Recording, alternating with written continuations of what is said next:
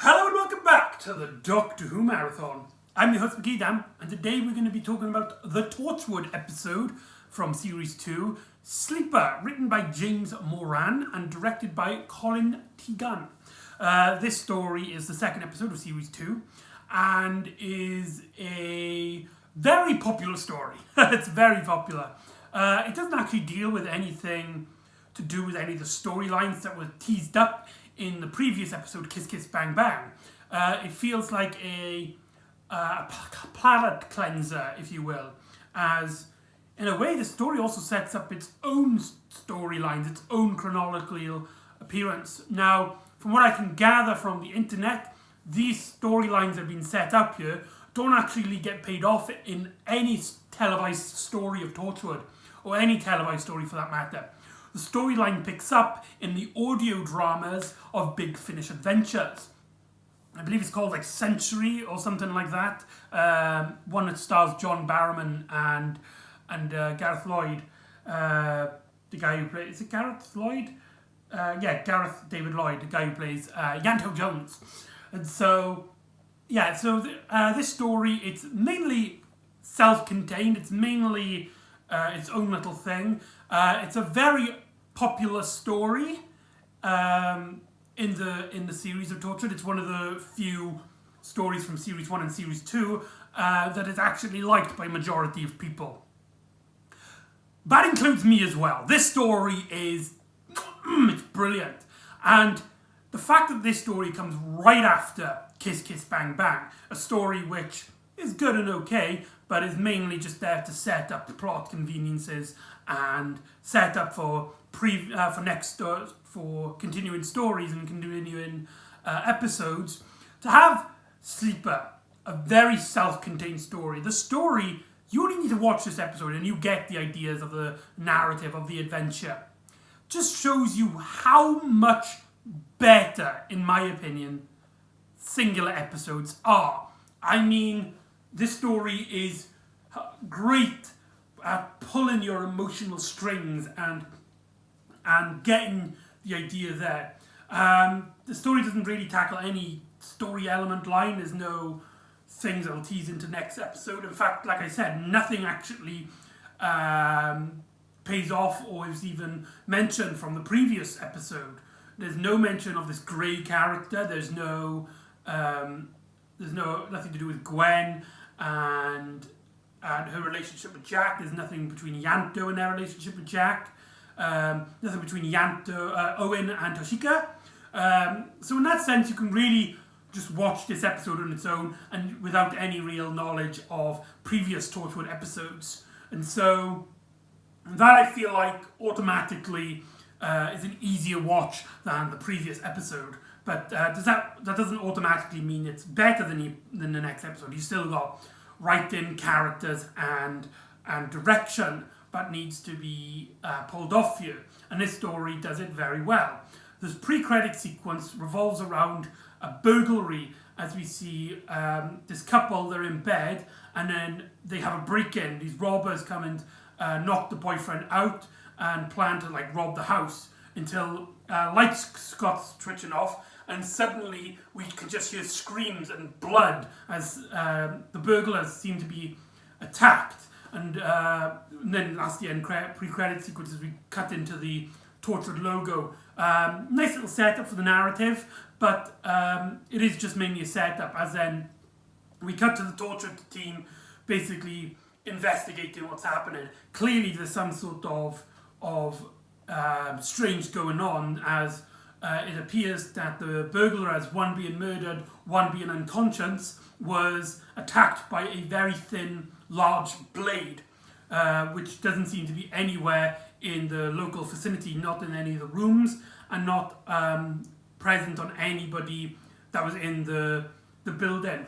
The boyfriend admits like he was knocked out, and the girl, Beth, she says she blacked out, and when she woke up, then she just saw like the bloody corpses, the bloody messes of the three other men in the room. And so Gwen and Owen basically have this discussion and talk about how, which is really great because it shows you just how normal this is for them.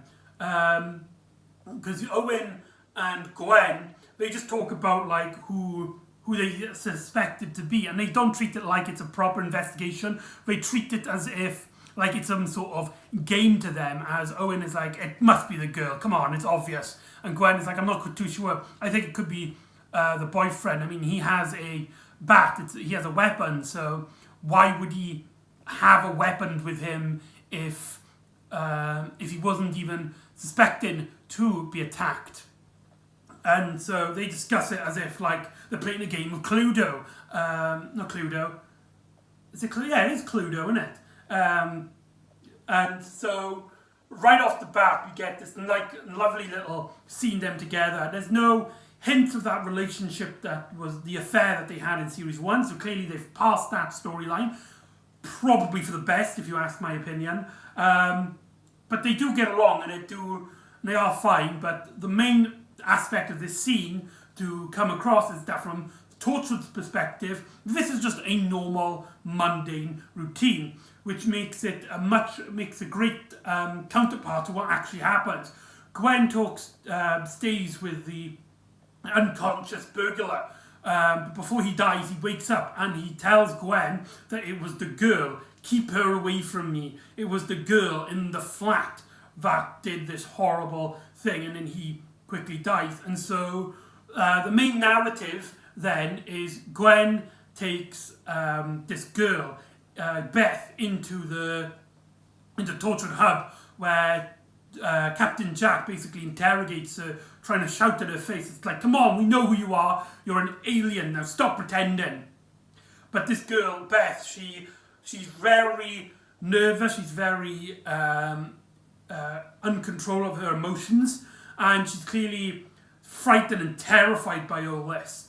Now, this is a story in which you need a great actress to play this role. This is a role, and essentially, you could even have this, in my opinion, as a starter episode for the series, because as a viewing audience, we relate to the Beth character because we've seen Torchwood previously, but if you show this episode to a newcomer, they could relate to Beth. They're like, no, what are you on about? And all of this stuff about aliens and stuff, that's really weird and stuff. So in some ways, this story, I think, is actually better of a first episode to watch than the actual first episode that we got. Everything Changes, in my opinion. And Beth is such a human character. She's played by, I'm sorry if I mispronounce this name, I'm going to badly butcher this, Nika Bivan, I believe it's pronounced, I could be wrong. It says here Ruth Jones is played by Nika Bivan. She is phenomenal at playing this very nervous character who is just a normal individual who just really wants to just get back home and is torn by the recent events of her boyfriend being horribly injured by what's happened, and the chances are that she is she's part of it, and she is mainly the center of the story. The emotional hooks and the emotional grabbage of this story is through her, and also her relationship between Jack, who's basically the bad cop. He's the one who tries to push Ruth. We also see her relationship with Gwen, and Gwen is the one that comforts her. The Gwen is the nice one, the sweet one, the one who tells her it's going to be okay. Where you've got nothing to worry about. If you're innocent, you've nothing to worry about. But honestly, we need to do our job, and so I'll be there with you. But Jack is just like, no. He shouts at us like, "Tell us who you are," kind of thing. And you can kind of see this this relationship between Jack and Gwen, and you could kind of get the feeling of what they're supposed to be. It's good cop, bad cop. Gwen is the good cop, Jack is the bad cop. But it also shows that Jack is a lot more experienced with the whole alien jab. He's seen multiple aliens disguised as human beings and taken on human forms. Whereas Gwen, despite, having series 1, she's still a newcomer to this, and she's still the heart and soul of the adventure. So our main story, the main narrative here, is focusing on these 3 characters. That does kind of mean that Owen, Toshika, and Yanto do take a back burner in this story. They are sidelined in this adventure, but for the narrative that we got here, it is kind of necessary, which is a little bit of a shame, but our 3 leads here are really proving just how great they are, and the script by James Moran is phenomenal here, because we feel we learn a little bit of information, and we start off thinking that Beth is human,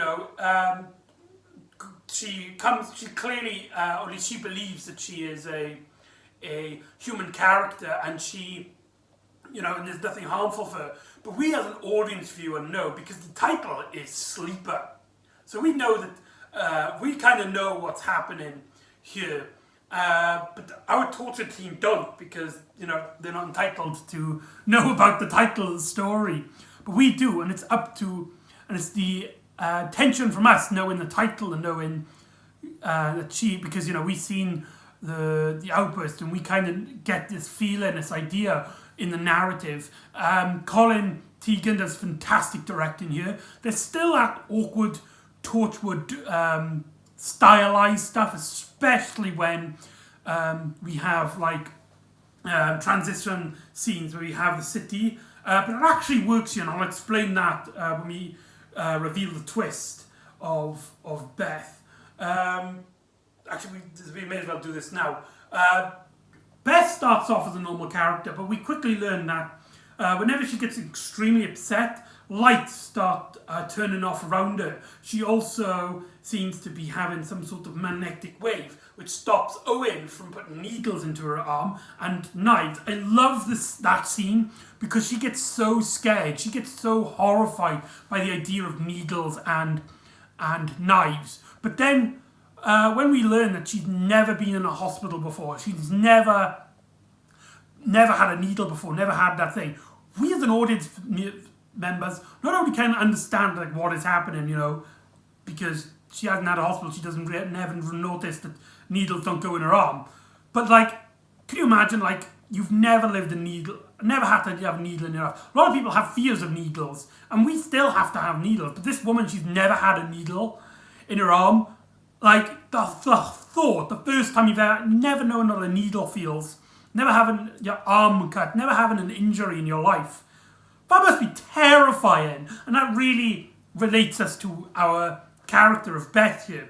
But this all culminates, I think it's around about halfway through the episode, where they use a mind probe, a nice little reference to Frontier in Space and the 5 Doctors, although hilariously the mind probe here is described as harmless, whereas in the 5 Doctors it's described as this horrible, painful experience.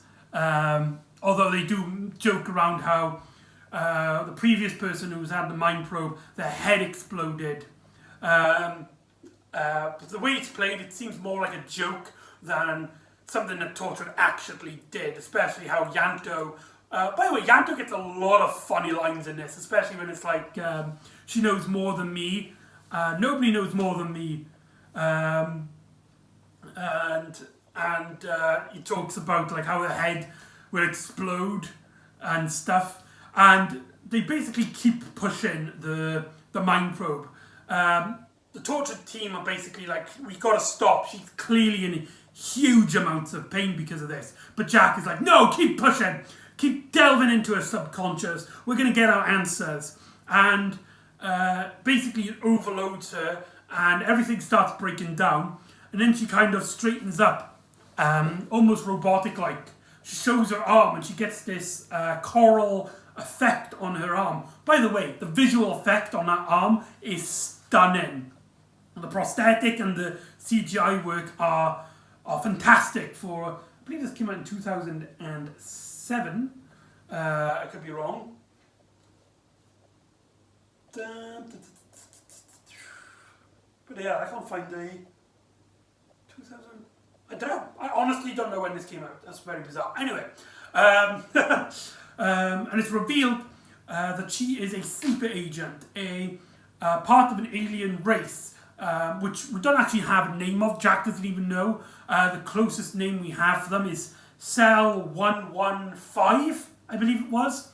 And essentially these are sleeper agents. They come onto planets, they disguise themselves, even adopt new personalities who don't know about their true identity. And they basically put themselves in particular places, download as much information they can off the internet, offline and stuff, until they're ready, and then they come and to invade and attack people as quickly as possible. And so Beth does not know who she is, and does not know, and neither do the torture team know how many of these sleeper agents are there and how deadly this is. Now, remember when I said that we have some really awkward, tortured editing in this, where we have like the really quick shots of the cities, and it's, you know, that kind of loading screen effect that we have in most tortured episodes. And I said here it actually works. Well, think about it like this. Beth does not know who she is. She doesn't know if she's a sleeper agent. Not only that, the torture team don't even know how many there are and who they are, how to track them down. All they know is that Beth is one of a possible many sleeper agents. Put that into context with these scenes and you get the feeling that, oh my god, these people can be anywhere. As the shots close, it's like we're looking through the scenery, trying to find these people, but having no hints, no clue. And everyone is a suspect. Apart from our torture team, of course. But that's why those shots, I feel, in this episode, actually surprisingly work. And apart from that, in terms of directing, it's directed mainly straightforward and not less of those cheesy aspects which a lot of Series 1 episodes have. There was some of it in the previous episode, Kiss Kiss Bang Bang, which I forgot to mention about that story there. And here, it's used in particular places where it actually benefits from the story rather than hinder it. So, well done, Colin Teagan, for this creative decision. Clearly, Colin Teagan and James Moran are a fantastic pairing together, and I hope they get along and do other stories for the Doctor Who universe. Little teaser for a little story later on in the Doctor Who universe. These people also wrote Fires of Pompeii, if anyone was wondering. But anyway, we quickly learn as well that other sleeper agents have awakened. We don't exactly know why, but they have this really cool effect where the hands turn into blades. Reminds me a lot of the T-1000 from Terminator 2, where the hand turns into a blade. And these things are ruthless killers. We see one of them kill its former self's partner, and then it goes into a house where there's this councilman. He murders her in front of his family, showing the brutality of these creatures and showing that they have no mercy.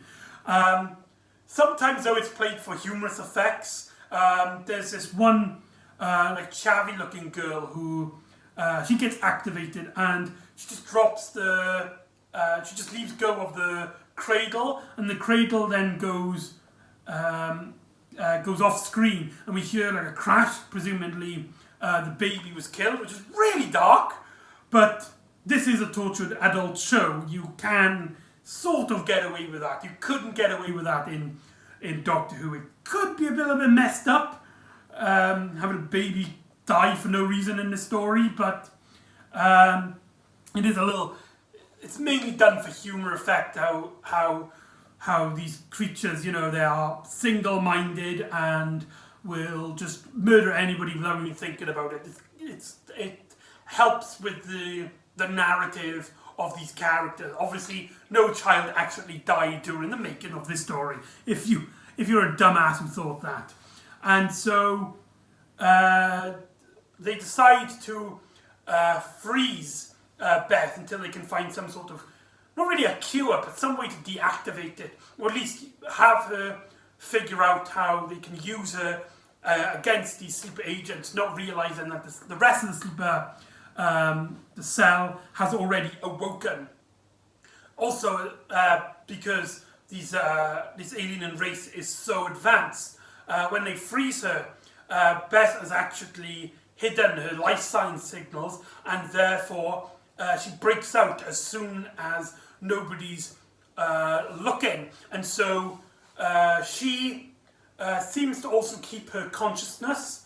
We don't exactly, I don't know if we ever explain how, mainly because maybe she's just so human. And she goes to her partner, who is still in hospital. And we get this really fantastic scene where she's basically saying, it's like, right, I've got to go. I can't, I love you, and I know you love me, and I know our love is real, but I got to go, otherwise I will hurt you, I will harm you. And the boyfriend's just like, because she can't tell him that she's an alien sleeper agent, he tries to like grab onto her and is hugging her, and it's like, please don't leave me, please, let me help you, if you're in some sort of trouble, just don't leave me. And she's like, I got to, I'm so sorry. And then there's this noise, a familiar noise, which is heard during the break-in her house, and later on when she is being mind probed, and then she looks at her hand, and she looks at her partner, and her partner is basically dying. As it turns out, her hand has turned into this blade, and she's accidentally stabbed her boyfriend, and she is just freaking out. And that's what's so great about the story, is that Beth is such a likable character, and all of this terrible stuff happens to her, and we really root for her, because we don't want to see she has to put up with so much terribleness and for no real reason. And Jack is trying to push her into seeing her real self and using that against the baddies, whereas Gwen is more focused on her as a human being. And Jack and Gwen find her at the hospital because they basically realise, right, she's still human, and that's like the first place she would go. The boyfriend dies, and Gwen basically tries to reason with her. It's like, please, trying to look inside your inner conscience, trying to look into your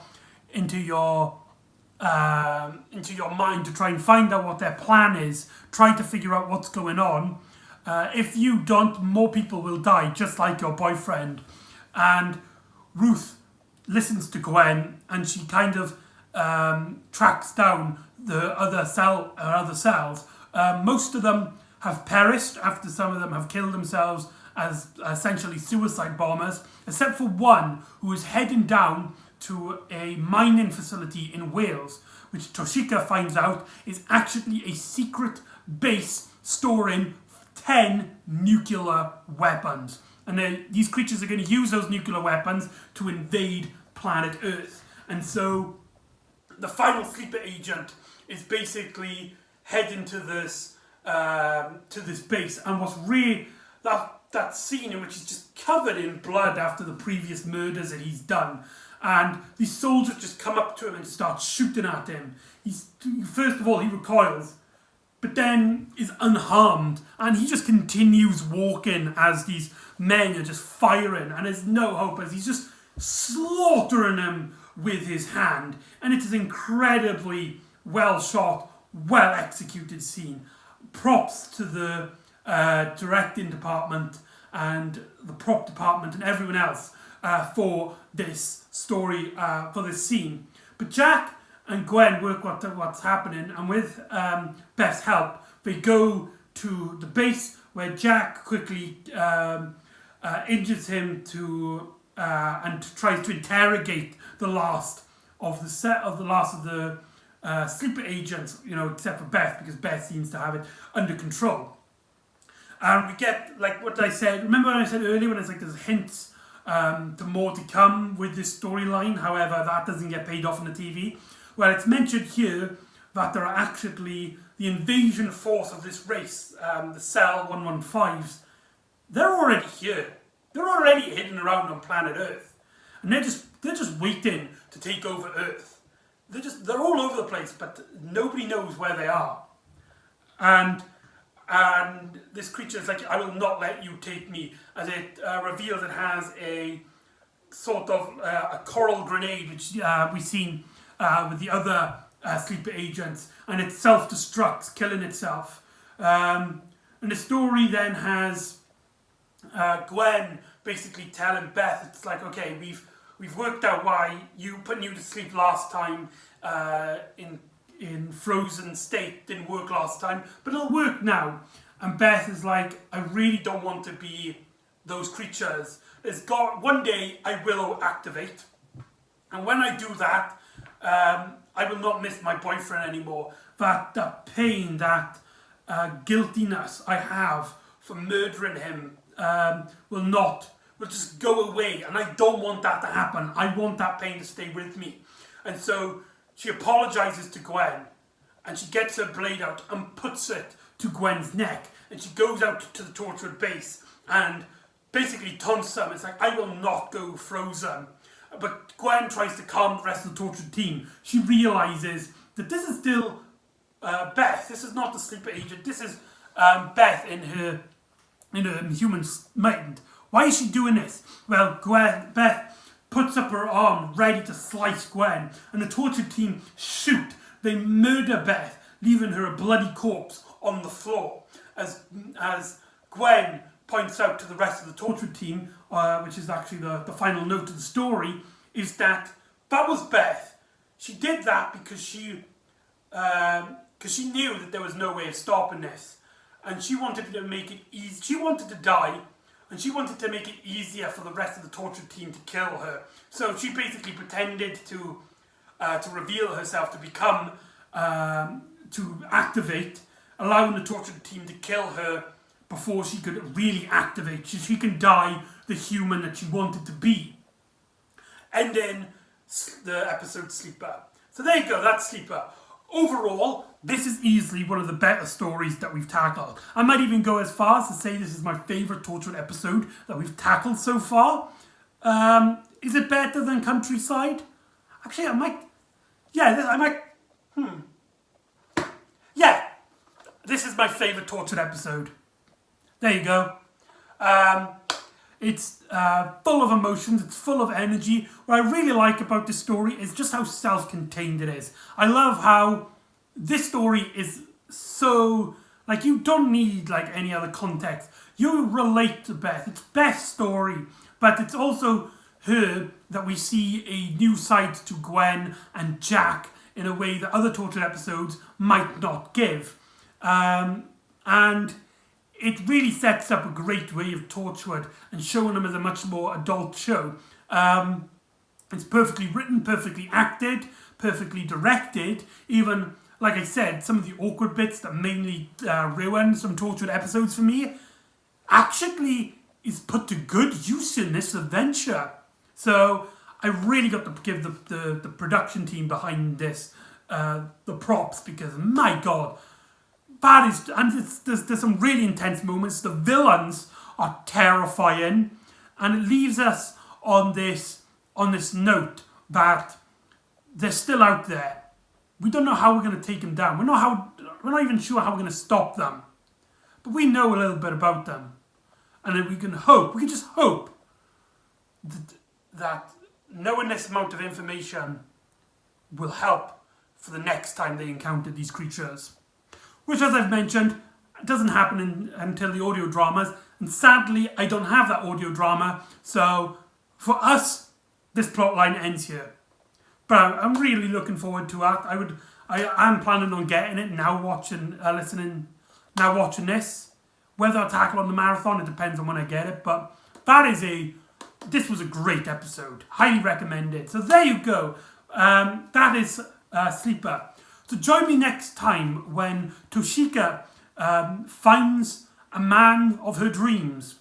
The only problem is he is from the distant past, from around about World War One. He's a World War One soldier.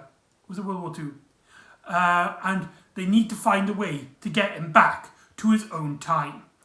So join me next time for On the Last Man, and I'll see you next time on the Doctor Who Marathon. Ta-da!